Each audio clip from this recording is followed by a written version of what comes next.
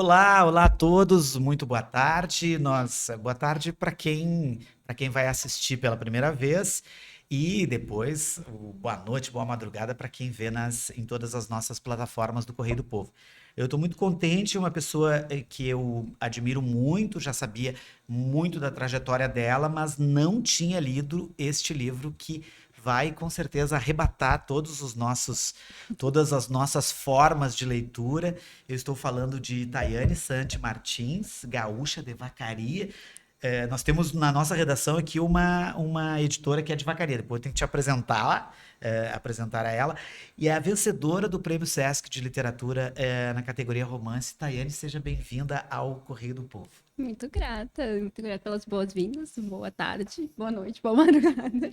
E quero conhecer pessoas de Vacaria. Assim, tu sabe que normalmente eu escuto alguém, eu conheço alguém de De Vacaria. A Vacaria. gente se espalha bastante, né? Pois é, né? Não tem um povo bem bom de. Assim como o pessoal do Alegrete, né? A gente fala com o Sérgio Faraco, falava com o Quintana quando vivo, assim, falava não, porque eu era muito novinho, assim, e eu chegava perto, assim, mas eu não cheguei a entrevistá-lo. Eu já estava jornalista, mas não entrevistei o Quintana. Mas nós não viemos falar de Quintana, de Faraco e nem do Alegrete, apesar de grandes escritores terem surgido. Tayane, primeiramente, eu preciso te falar, sempre quando a gente começa, tu me disse o que muito me honra, que das entrevistas que tu deste até agora, as pessoas não haviam lido o livro, né? Porque o livro agora foi, depois do prêmio, foi editado, né? E saiu mais recentemente. A minha impressão, sem aquelas tecnicismos de gente que estuda letras, assim, mas a minha impressão como leitor, que é essencial que a gente vá para um outro lado da moeda, vá para um outro lado que a gente não conhece. Tudo é muito desconhecido. A gente acha que com esse mundo de internet, de relações, a gente não vai para os países. Eu já viajei para alguns assim, e tudo que me falavam daquele país quando eu chegava era completamente diferente, porque as pessoas não são o que se fala. E aí eu queria te dizer. A minha ideia nas leituras de escritores moçambicanos até então, de Moçambique, era uma coisa. Se falar Moçambique, não sei se eu vou falar certo, mas com o teu livro me passa toda uma outra questão dessas questões ligadas à guerra, civis, a questão ligada ao pertencimento, e eu queria que tu falasse de como surgiu este livro na tua vasta pesquisa sobre literaturas africanas. Bom, eu trabalho com estudos de literaturas africanas e de história da África desde a minha graduação, das minhas duas graduações, né? Foi um tema que eu consegui usar para juntar as duas graduações que eu fazia ao mesmo tempo. Então, eu estudava história da África e ao mesmo tempo comecei a conhecer a história das literaturas africanas. E eu estudava um escritor chamado Amadou Kourouma, que é um escritor da Costa do Marfim e que infelizmente não é muito conhecido no Brasil. Ele é incrível, é um cara incrível. E é um autor que traz muito a história para dentro do texto, né? E, na verdade, isso é uma característica que eu percebo de uma forma geral em produções literárias de países africanos, né? Ter esse diálogo com a história, com o contexto histórico, com o contexto político das nações. E era o que me interessava e me facilitava a vida no sentido de encontrar temas que eu pudesse estudar nesse meio lugar entre letras e história, né? Uhum. Mas era Costa do Marfim, não era Moçambique. Moçambique surgiu com Micaia, mesmo o processo de Micaia. A ideia era facilitar a minha vida, porque Costa do Marfim a gente está falando numa língua oficial, né? Não uma língua em línguas maternas, mas numa língua oficial que é o francês, Em né? francês, A né? minha formação é em francês. E eu pensei, vai ser mais fácil se eu escolher um país de língua De língua portuguesa. portuguesa. E eu conhecia mais a literatura de Moçambique, né? O Mia Couto foi um autor que eu me encantei logo no primeiro livro que eu li, que eu vi que tu tá com ele, Eu tô com o que é um de livro de ensaios, né? ensaios, na É. verdade, se Obama fosse Ai, que africano. coincidência, então, a gente ter o livro Foi aqui. o primeiro livro que eu conheci do Mia Couto, não foi uma ficção. E eu fiquei encantada, assim, a ponto era para ser uma bibliografia de me ajudar, e eu acabei trazendo o Myakoto assim, para o título de um dos meus trabalhos de graduação. E assim, me encanto muito pela forma de pensar, pela lógica, mas eu conhecia pouco de Moçambique, eu tinha estudado mais outras regiões, né? E tudo que eu precisei em termos de narrativa, assim, que precisei de fazer escolhas, eu encontrei respostas na história de Moçambique, conhecendo mais Moçambique. Então faz 12 anos que eu estudo, muito mais de 12 anos que eu estudo, né, que eu estou no campo de estudos africanos, e quando eu comecei a estudar Moçambique foi exatamente a sensação de eu não sei nada, ou eu sei muito pouco, quanto mais eu sei, mais eu tenho essa certeza de que eu sei muito pouco, assim, de que não só num sentido da riqueza das culturas, né, a gente está falando, quando a gente fala de África, a gente ainda tem, de uma forma generalizada, essa ideia um pouco homogeneizante desse conceito de África, como se fosse uma grande coisa, né? Mas a gente está falando de 54 países. Dentro de cada país, de muitas etnias, muitas línguas, né? Muitas formas de praticar a espiritualidade, de entender o mundo. Então, são dimensões muito maiores do que eu mesma pensava dentro dos estudos africanos, né? Então, estudar Moçambique foi alargar a minha forma de entender, a minha forma de pensar conhecimento relacionado à África também. Eu queria te perguntar, a partir de um trecho, é mais final, mas não está entregando nada, né? Porque na geração spoiler, né? Mas eu queria trazer, um momento, eu tô tentando selecionar o trecho que mais me emocionou, mas eu vou puxar desse parágrafo quando a Fátima chama a Micaia para dançar, né? Fátima me chama para entrar numa roda, eu vou, mas deixo que ela reluza no centro. Depois eu vou te pedir para tu leres também. É a rainha da danceteria com sua coroa cacheada. Eu a admiro com meus olhos de aprendiz. A roda se abre, permitindo que ela tome seu posto em sua corte. Ela se movimenta com graça e quebras, vai muito além das linhas. Transforma seus gestos em assinaturas de personalidade. É uma grande bailarina, nem é preciso ser especialista para notar. Ela dança virada para mim, encara o fundo do meu olho e me pede para dançar também. Enfrenta o balé que me habita, me chama para o combate. De início eu declino a batalha. Quero ser plateia em sua corte, aprender com rastros de luz que ficam para trás de seus movimentos, mas ela não está satisfeita.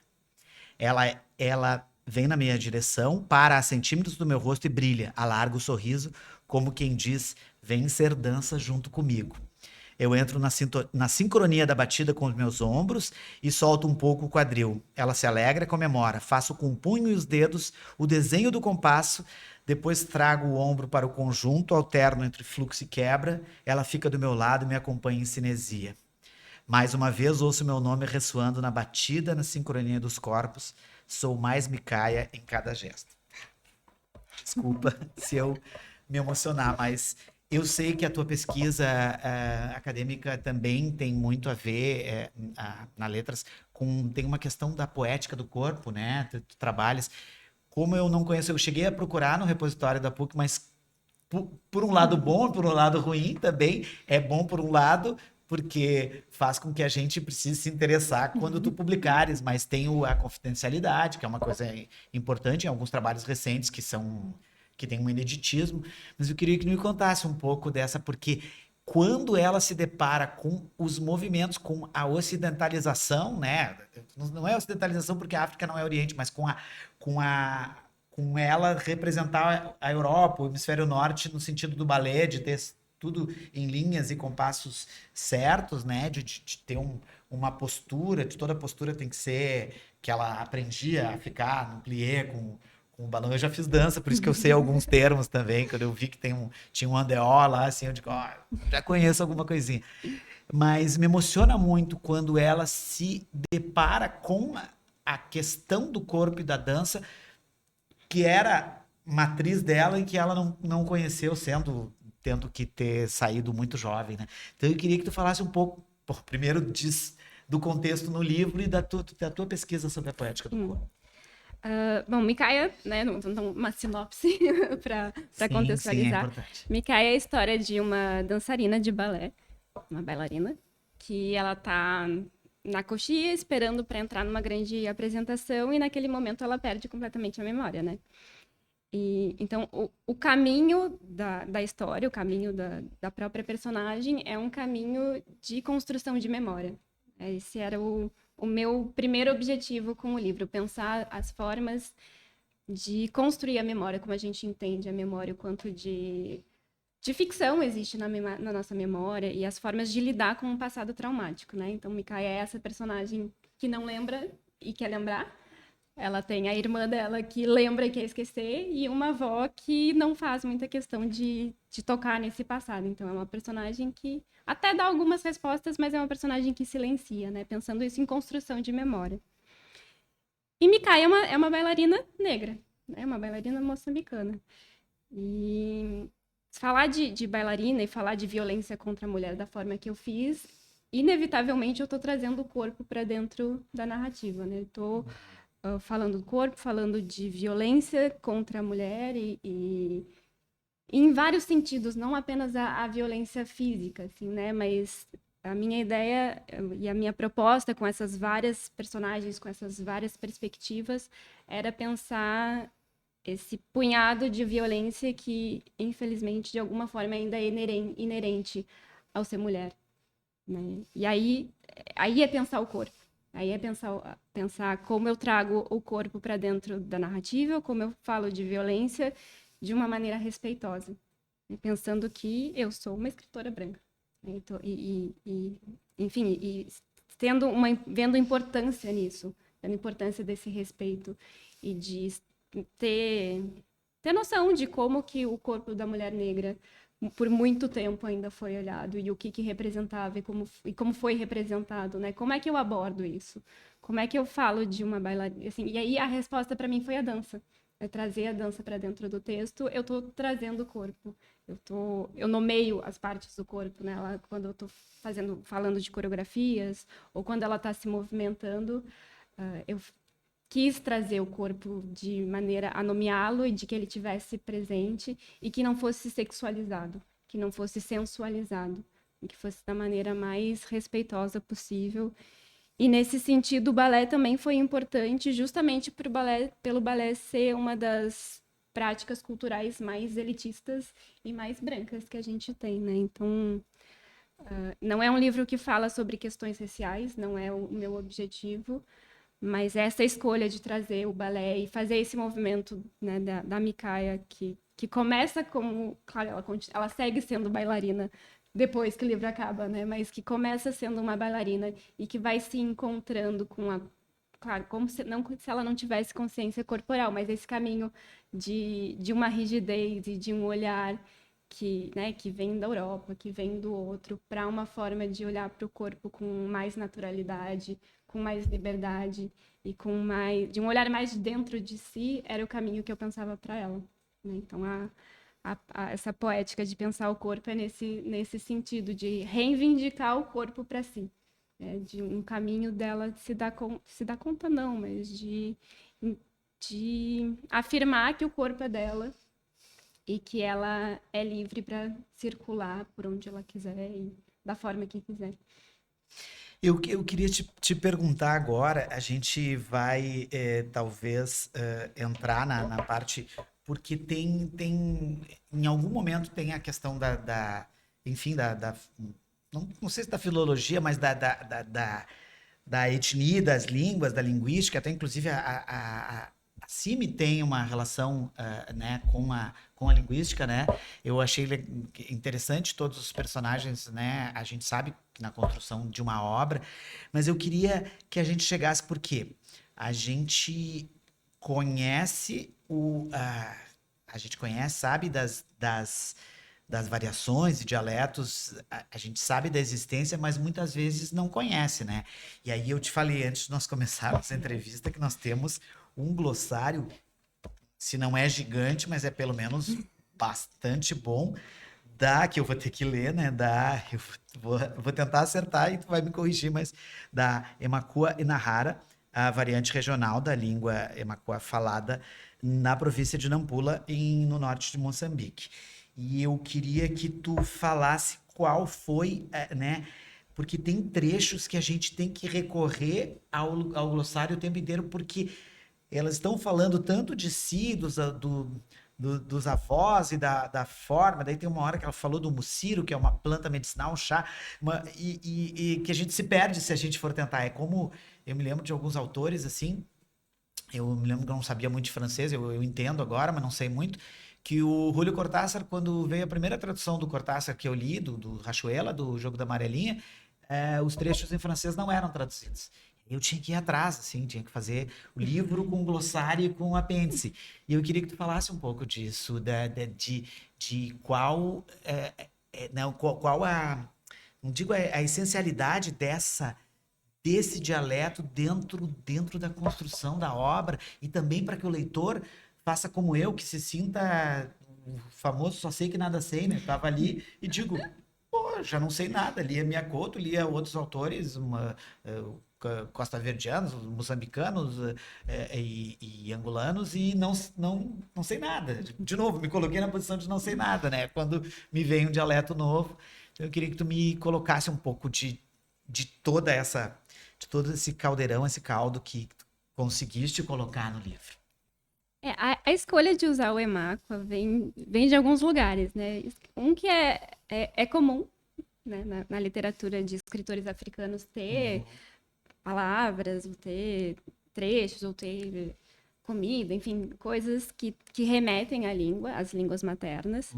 Mas também vem de um incômodo meu justamente desse lugar de literaturas que citam o francês, o inglês, o espanhol, e que não tem um glossário. Sim. Sim, essa naturalização da língua estrangeira no sentido das línguas europeias, que são aceitáveis e, em certa medida, quase como se fosse uma obrigação das pessoas ter acesso a uma língua estrangeira, e, por um outro lado, um não reconhecimento que existem muito mais línguas além das canônicas. Enfim, não sei se canônicas é uma palavra Pode ser, depende, mas pode que ser. se encaixa nesse contexto, mas de trazer o Emakua, né, de trazer a língua materna de Micaia, e sem dar muitas explicações, sabe? Que era uma questão editorial que eu tinha dúvida se teria um glossário ou não. Que, por um lado, eu não queria o glossário justamente por isso.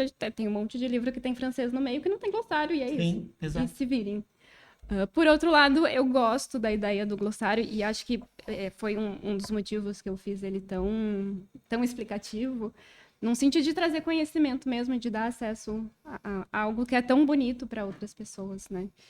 Um reconhecimento de outras línguas e para mim foi muito divertido aprender Emakua, começar a aprender Emakua, me interessar por outra língua, porque eu comecei falando que eu escolhi Moçambique porque eu queria facilitar a minha vida usando um país de língua portuguesa. Sim, e depois aí no meio dificultou a tua vida, na e verdade. aí no meio do projeto eu dificultei a minha vida porque eu Sim. resolvi colocar uma língua que o que eu tinha acesso era um vocabulário e uma gramática que eu estudei sozinha.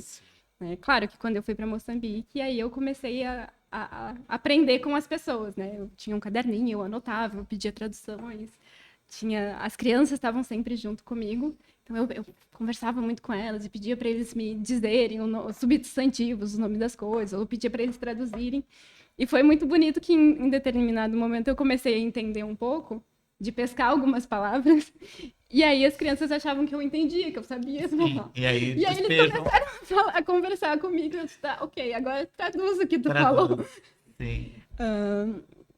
E é nesse sentido de um posicionamento também, né? Mas também tem uma questão de uma personagem que está buscando a sua origem.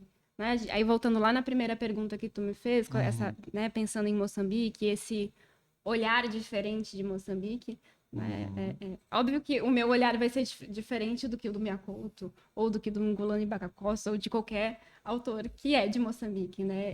E esse foi um cuidado que eu tentei ter no livro, de assim, não estou tentando explicar o que é Moçambique a partir de Moçambique, né? O olhar que eu tenho é, tá, como que essa personagem que perdeu a memória e que vive há tanto tempo no Brasil, então, em certa medida, se sentiria, se tivesse memória, muito mais brasileira do que moçambicana, olha para esse país e entende o que é essa cultura, como que se aproxima dessa cultura tendo olhos e filtros tão brasileiros, assim, né? Como que... E aí eu fui para Moçambique, eu tive esse processo também de identificar o meu olhar brasileiro, assim, as lentes que eu precisava desconstruir, que eu precisava atravessar para conseguir ter um acesso melhor, né? Mais amplo, menos estereotipado, mais profundo de um lugar. E eu não vejo uma forma de fazer isso sem passar pela língua, né? Porque uma língua, ela media a forma que a gente entende a realidade e a forma que a gente se relaciona com o mundo, com as pessoas. Então, essa personagem que está nesse lugar, para mim, ela tinha necessidade de passar pela língua. Como se reaprender a língua fosse também reaprender de si, reaprender como olhar para o mundo a partir desse novo lugar. Eu ia te dar um depoimento pessoal que não é que eu gosto de me colocar, mas eu acho legal a gente. Eu me lembro que a minha primeira conversa que eu tive com o Sérgio Faraco, que agora às vezes ele colabora aqui com o Caderno de Sábado. Aliás, eu sempre falo no ar quando eu entrevisto escritores que o Caderno de Sábado está sempre aberto para colaborações de artigos. Tem muita gente da PUC, da URGS, de outras universidades, Fevale, que colabora. Depois eu vou passar o serviço também do lançamento, que eu acho muito importante. Mas a primeira conversa com o Faraco foi quando eu li uma edição do Lágrimas na Chuva e eu fiz o meu glossário particular em papel, escrito. Na época eu não lembro se eu usava a máquina de escrever ou porque eu fazia os glossários de livros de palavras que eu não entendia, eu botava e fazia na máquina de escrever. Isso já faz tempo. E aí depois a caneta também. E todas as palavras em russo, claro, russo ocidentalizado, não em cirílico, que ele colocava no Lágrimas na Chuva, que é a experiência dele nos anos 60 na União Soviética, eu escrevia e fazia um papel. Eu acho que deu 3, 4 folhas, frente e verso de almaço, aquelas, para te ver como eu precisava disso, como é importante o que tu fizeste, porque se não tivesse o que seria a cabeça de um leitor teu ao ler isso e correr atrás das referências, das explicações para cada uma das palavras, né? Então, acho que é fantástico. Eu vou passar aqui o serviço e o lançamento do livro Micaia, da nossa autora gaúcha, falo nossa, porque gaúcha é bairrista pra caramba, né? Mas da Tayane Santi Martins, vencedora do Prêmio Sesc Literatura de 2022, será nesta Dia da Mulher, né? Bah, essa data foi escolhida a dedo, né? Porque a gente sempre diz que o Dia da Mulher são todos os dias, a gente precisa cada vez mais. No Bar Agulha, Conselheiro Camargo 300, no bairro São Geraldo, às 19 horas, vai haver um bate-papo mediado pela nossa amiga jornalista e livreira Nani Rios, coquetel, sessão de autógrafos, também haverá comercialização do livro no local. Tem preço do livro lá, assim, sabe? Ou não? O preço de capa de capa. R$ 54,90. 50. Vai ter algum descontinho lá? Não sei. Não sabe. Essas informações eu não tenho. Vamos depois com a informação com a Moglia, se me mandarem aí pessoal da assessoria, por favor. Enfim, e eu quero te perguntar, porque o Micaia é uma parte da tua, né? É uma parte assim vencedora, mas aqui tem um pequeno currículo, mas ao mesmo tempo eu fiquei dando uma olhada, claro, em alguns materiais teus. E eu queria que tu falasse um pouco da Travessa em Três Tempos. Eu já tive a oportunidade de conversar algumas vezes com o Davi Boaventura, acho um cara maravilhoso, né? Leio ele em literatura e papos, e mande meu abraço, eu vou tentar ir na quarta, daí eu sei que, talvez eu acho que ele estará lá, né? Não sei se ele tá por aqui. Ele tá em Curitiba. Ele tá em Curitiba, ele não vai conseguir vir para cá, né? Então tá, eu sabia que ele não estava aqui, mas eu queria que tu falasse um pouco da Travessa em Três Tempos, que é isso também de também apresentar. Esses tempos eu estava lendo um livro, por exemplo, da Carolina Panta, que é outra editora que edita revistas, né? Sejam elas digitais ou que elas tenham alguns números impressos. E como a gente ainda sente falta, eu por ter o Caderno de Sábado aqui, eu sinto falta de produções que me apresentem mundos que eu não conheço, assim como o teu livro, né? E eu queria que tu falasse um pouco desse projeto, que já é um projeto de longevo, né? Queria que tu comentasse um pouco. Atravessa em Três Tempos começou com uma brincadeira na faculdade. Isso, eu fazia 2 faculdades ao mesmo tempo. E aí eu sempre fui essa figura que tá em cima do muro nas faculdades. Porque na história eu era a guria da letras. Na letras eu era a guria da história. E a Travessa em Três Tempos surgiu no contexto da história, por incrível que pareça. Nossa. Tinha alguns colegas que gostavam de escrever. E criaram um blog que chamava Travessa em Três Tempos e colocavam alguns textinhos lá, mas isso todo mundo muito na brincadeira, muito amador, né? Ninguém, naquela época ninguém fazia curso de escrita, não tinha muita oficina. Enfim, era a vontade de estar na faculdade, fazer alguma coisa com os amigos. Sim. E teve um momento que a gente encontrou, acho que foi no início da faculdade ainda, a gente encontrou um documento, a gente estava naquele momento teoria da história, começa a estudar o conceito de verdade e o estatuto do documento, né? O que representa um documento histórico, como que a gente olha para um documento histórico, e aí pensar o Estatuto da Verdade no sentido de que mesmo um documento histórico ele não é uma verdade absoluta. Ele é produzido por alguém, a pedido de alguém, com um objetivo, e né, dependendo do olhar que a gente tem para esse documento, a gente pode fazer uma leitura. E aí a gente encontrou um documento que era uma sentença judicial de Pernambuco, se eu não me engano. Não vou lembrar o lugar exatamente, mas é uma sentença judicial de 1822, que era a sentença do Cabra Manuel. E era um texto muito engraçado, assim, com a linguagem muito engraçada, que era um cidadão, assim, a situação não é nem um pouco engraçada, porque era um cidadão que estava sendo acusado de abusar de uma mulher, e ele era a condenação dele a ser castrado. Só que a terminologia, né, o jeito que estava escrito era muito, muito, muito engraçado. Se fosse um tragicômico quase. E aí, alguns desses meus amigos escreveram como se fosse uma versão da história, assim, o que teria acontecido naquela situação. Não. E eram versões diferentes. Aí eu peguei isso e nossa, que massa. E na época eu ainda tinha mais tempo livre. Então, que né, legal isso. Peguei essa ideia de pensar a verdade histórica, né, o ofício do historiador, como se escreve a história. Juntei alguns dos textos, pedi para outros amigos escreverem outras versões, e eram versões que se contradiziam. E eu costurei tudo isso montando como se fosse um julgamento. E escrevi depoimentos para cada personagem que aparecia nos textos, tinha um depoimento de um deles, dizendo, não, mas aqui naquele texto lá a pessoa está mentindo, não foi bem assim, porque aquela pessoa que disse isso, na verdade, ela tem um relacionamento com não sei quem, e tem interesses. Nossa. E a ideia era justamente isso, terminar de ler a revista sem saber o que era verdade, né? Sem conseguir ter qualquer noção de verdade, porque tudo se contradizia de alguma forma. Esse foi o primeiro número. Eu falei com os meus professores, na época tinha cota de xerox de professor, não sei se ainda existe. Na URGS, eu acho que ainda tem, porque eu tô fazendo menos xerox, tô ficando só no digital para não gastar papel, né? Então... Aí eu conversei com meus professores e pedi, assim, o que sobrasse da cota do xerox, que eles me doassem, que eu ia imprimir, a gente imprimi, não lembro quantos exemplares consegui, diagramei no Word. Assim. Nossa! Eu basicamente fazia tudo. Sim. Eu editorava, revisava, diagramava, assim. É desafiador, né?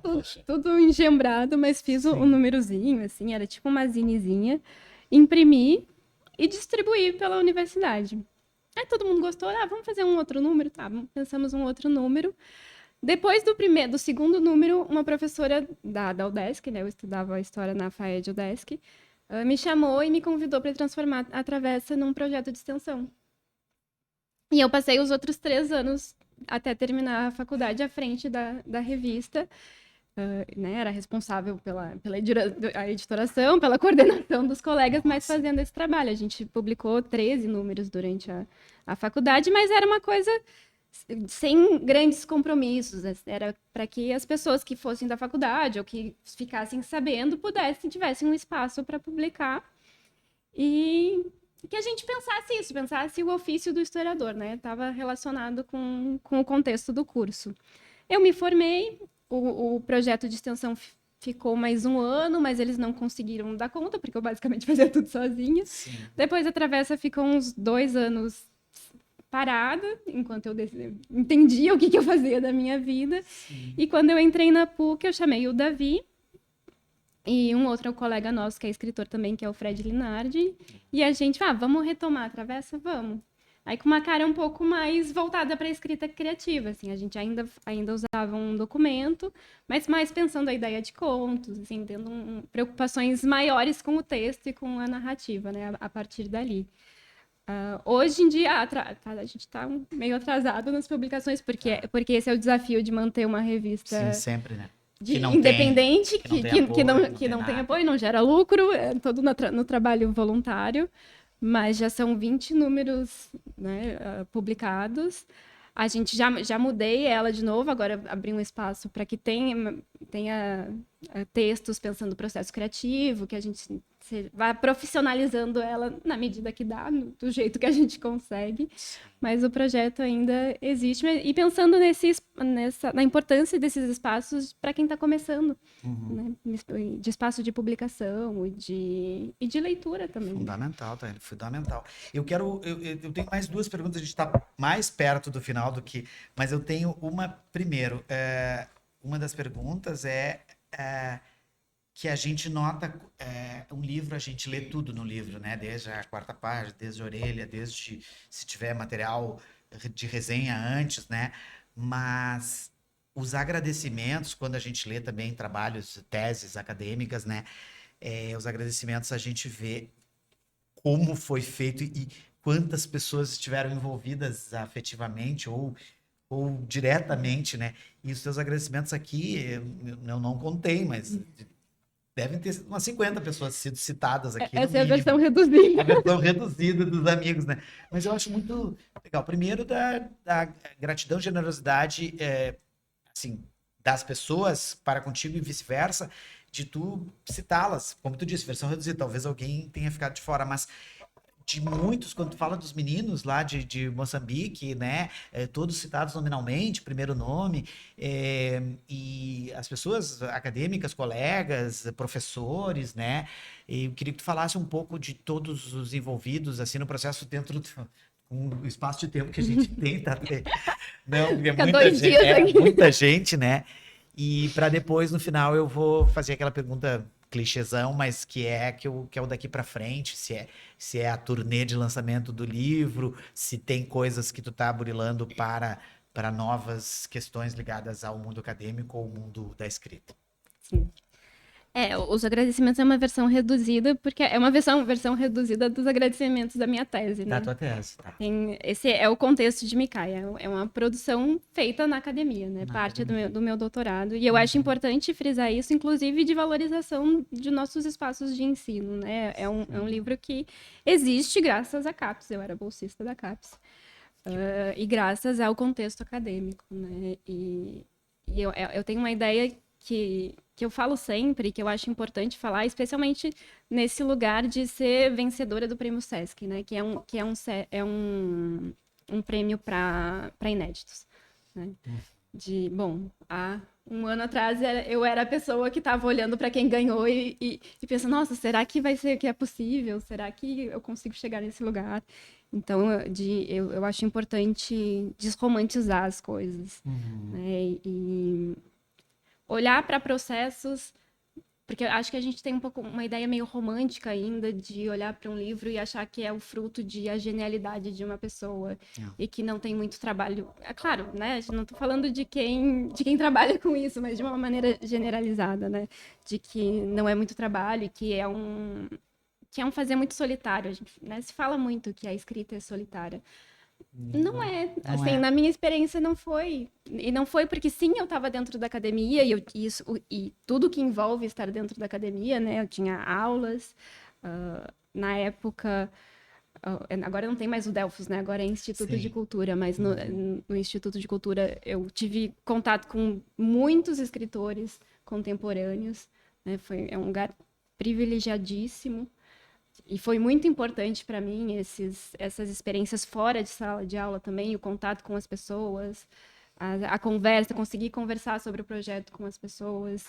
Né? Ao momento que eu estou falando sobre o projeto, eu estou entendendo o que ele é, o que eu quero fazer. Né? Eu gosto bastante de falar disso, de que a gente não faz as coisas sozinho. E é um reconhecimento, sim, pelas pessoas, mas também é esse lugar de é possível, sabe? Não é... Ninguém nasce escritor, ninguém nasce, assim, sei lá, de uma forma geral, pensando nos artistas, tirando umas pessoas tipo Mozart, assim, que é uma coisa meio inexplicável. Sim, tem alguns envolve muito trabalho. São prodígios, né? Eu lembro de uma frase muito clichê no início que eu entrei na PUC, assim, eu vi na internet, mas ficou comigo, assim, um escritor profissional é um amador que não desistiu. E nos momentos que eu tinha dúvida, eu lembrava disso, né? Às vezes parece que não tem espaço para dúvida, que a gente não tem espaço para hesitar. A minha tese de doutorado, né, que tu falou da poética, Sim, o nome da tese é Poética do Salto, Fragmentos do Corpo e do Abismo. Também olha para isso, para a hesitação, para as dúvidas, para o espaço, que para mim é um espaço de reconstrução também, de se repensar, né? Pensar como que eu faço literatura, como que eu entendo a literatura e que tipo de impacto eu acredito que um livro possa ter. Né? Porque ao mesmo tempo que sim, é um pouco romântico achar que a literatura salva, a literatura não salva. Não. Né? Mas a literatura também é importante, também tem o seu lugar. E também tem o seu espacinho de romantismo que romantismo no sentido disso, de reconhecer que é maior, assim, é o contato com as pessoas, é maior, o que é além do objeto livro, é além do que está escrito aqui nessas páginas, né? Então, acho que por isso que são tão grandes os meus agradecimentos. Não, mas é um coletivo, uma egrégora, o que quiser dizer, assim, tá presente nesse livro. A última pergunta é o daqui para frente, né? O que tens aí, porque, claro, agora eu acredito que o livro tem a turnê de lançamento, enfim, alguns eventos, feiras e locais para lançar, mas também o que tu tá produzindo, se tu consegue produzir nesses entreatos, porque como tu é uma amadora que não desistiu, né? Então tu tem que sempre estar produzindo de alguma forma. Quero te perguntar o que está sendo feito daqui para frente. Daqui para frente tem o circuito do Sesc. Sim. Esse conceito maravilhoso que eu adoro, que chama Ano Miss. Eu achei divertidíssimo quando eu descobri esse conceito Ano Miss. Nossa. Que é uma das coisas muito bonitas do Prêmio Sesc, né? Que é promover o encontro com os leitores e fazer o livro, e quem escreveu o livro circular pelo Brasil, encontrar as pessoas, ter diálogo. E isso é outra coisa que eu tenho achado importante falar e demarcar nesse lugar, que a pessoa que ganhou o Prêmio Sesc, né? Tipo, ao mesmo tempo que a minha carreira não começou agora, faz 10 anos que eu trabalho com literatura. Para muita gente parece que começou agora, mas não começou agora. O livro apareceu agora, né? Como se fosse... Mas também tem esse lugar de inauguração, né? Esse lugar de começo, de abertura de portas. Então, eu acho importante viver as etapas por inteiro, sabe? De viver... Tenho tentado fazer isso. Vivi a edição do livro, de estar presente, de me envolver, de saber, né, aprender como funciona. Eu tenho tentado me manter muito nesse lugar de aprendiz, são novas experiências, são novos desafios. Escrever um livro é uma coisa, publicar um livro é outra coisa, divulgar o livro é outra coisa. Então, são desafios diferentes, né? Acho que o que vem pela frente mais imediato é esse lugar de... Porque eu quero uma carreira literária, né? Eu não quero publicar um livro. De pensar, e eu vejo que na literatura é tudo medido a médio, longo prazo, e tudo uma construção, né, de continuar não desistindo, vem isso, mas também sigo escrevendo, né? Eu digo, Micaia é parte da minha tese de doutorado, mas existe outra parte, existem outras partes, então, de maneira geral, eu continuo trabalhando na minha tese, o doutorado terminou faz 2 anos, não, vai fazer 3 anos. 3 anos, gente. A gente não sabe mais quanto tempo passou nesse aglomerado. Nos tirou um pouco. O doutorado terminou há 3 anos, mas eu continuo trabalhando nele de alguma maneira. Trabalhando na tese. Espero que ele possa vir a público também em algum momento. Isso é fundamental, né? Porque imagina esse trabalho. De novo, vamos para as pessoas memorizarem, é do salto. Não, como é que é? É Poética do Salto, Fragmentos do Corpo e do Abismo. Mas esse é o nome da tese. Esse é o nome da tese, né? Esse é o nome da tese. Continua trabalhando. Tayane Santi Martins estará, gente, assim, ó, imperdível. O Agulha tem espaço para muita gente, para que você conheça uma escritora, uma pensadora do mundo da literatura, da história e de outras coisas que a gente vai descobrindo ao longo da linguística também, né? Porque a gente, como ela falou assim, minha carreira literária não começou, e Moçambique também não começou agora, né? E é interessante que muitas vezes a gente, que nem eu comecei na entrevista te falando, Moçambique para mim era alguns autores que eu tinha lido e mudou completamente contigo, já foi para um outro lado, por exemplo, a história de não ser em Maputo, em ser em Nacala, e ser é Nampula, né, que se diz? Não sei Nampula. Nampula, isso. Eu não quero errar os nomes porque de novo, são coisas que a gente não. São nomes, nomenclaturas que a gente não tem todo dia, né? Mas que convidar vocês a, primeiro, né, adquirir o livro, saiu pela editora Record, né, que sempre publica os vencedores do Prêmio Sesc.